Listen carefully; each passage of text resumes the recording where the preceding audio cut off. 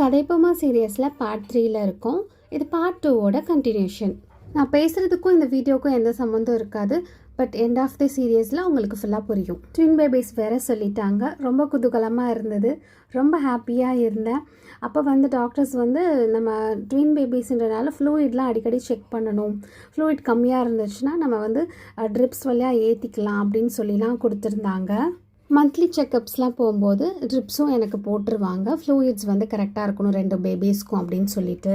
இப்படியோ 5th month வந்துருச்சு. But ராஜ மரியாதை தான். அந்த ப்ரெக்னென்சி நினச்சா இப்போவும் அது கிடைக்காதா அப்படின்ட்டு அது வரையும் நம்மளை யாருமே கண்டுக்க மாட்டாங்க. பட் அந்த நேரத்தில் இதை சாப்பிட அதை சாப்பிடு, இது வாங்கி தரவும் அது வாங்கி தரவும் நம்ம கேட்குறதெல்லாம் வாங்கி தருவாங்க. உண்மையிலே ரொம்ப ஓவர்வெல்மிங்காக இருந்தது அந்த டைமிங். 5th மந்தில் வீட்டு அளவுக்கு சும்மா வளையல் மட்டும் போட்டுக்கலாம் அப்படின்னு சொல்லிட்டு இந்த 5 வகை சாப்பாடு இதெல்லாம் பண்ணிவிட்டு வளையல்லாம் போட்டு விட்டாங்க.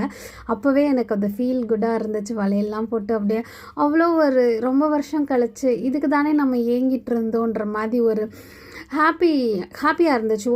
நம்ம ரொம்ப எமோஷ்னலாகவே நான் இல்லை, ரொம்ப ஹாப்பியாக இருந்தேன். அப்படியே எனக்கு கிடைக்காததெல்லாம் கிடைக்கிது அப்படின்னு சொல்லிட்டு அவ்வளோ சந்தோஷமாக ஹாப்பியாக இருந்தேன். அதுக்கப்புறம் பார்த்திங்கன்னா ஒரு சின்ன டெஸ்ட் எடுக்கணும் அப்படின்னு சொன்னாங்க. இது ட்வின் பேபிஸ்னால ஒரு பிளட் டெஸ்ட். அந்த பிளட் டெஸ்ட் பேர் நான் மறந்துட்டேன். அதை எடுத்தோன்னா நமக்கு ஹை ரிஸ்க் லோ ரிஸ்க் இருக்கா அப்படின்னு சொல்லி தெரியும் அப்படின்னு சொல்லியிருந்தாங்க.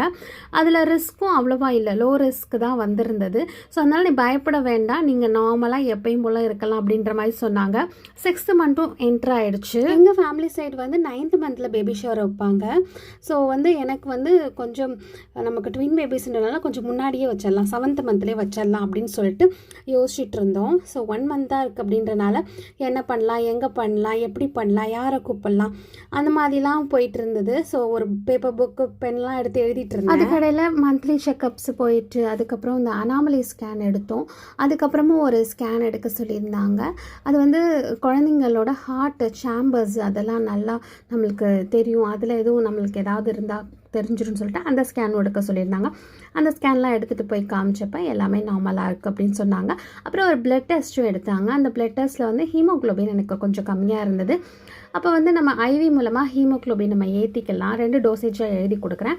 இன்றைக்கு ஒன்று போடுங்க, நாளைக்கு ஒன்று போடுங்க அப்படின்னு சொன்னாங்க. இன்றைக்கு ஒன்று போட்டுட்டு அதுவும் ஸ்லோவாக ஆயிடுச்சு. அதே ரொம்ப கடுப்பாகிடுச்சு. அடுத்த நாள் ஒன்று போட்டுக்கலாம் அப்படின்னு சொல்லியிருந்தாங்க. ஓகே சொல்லிட்டு வந்துட்டேன். அப்போ இன்னொரு அந்த ஹீமோக்ளோபின் ஐவி அடுத்த நாள் நான் லோக்கல் ஹாஸ்பிட்டலில் வீட்டு பக்கத்துலேயே இருக்கிற ஒரு ஹாஸ்பிட்டலில் போய் போட்டுட்டேன். போடும்போதே எனக்கு போடவே முடியல, கையெல்லாம் வீங்குது. இது எப்படியோ கஷ்டப்பட்டு போட்டாச்சு. அடுத்த வீடியோவில் மிச்சம் இருக்க கதையை சொல்கிறேன்.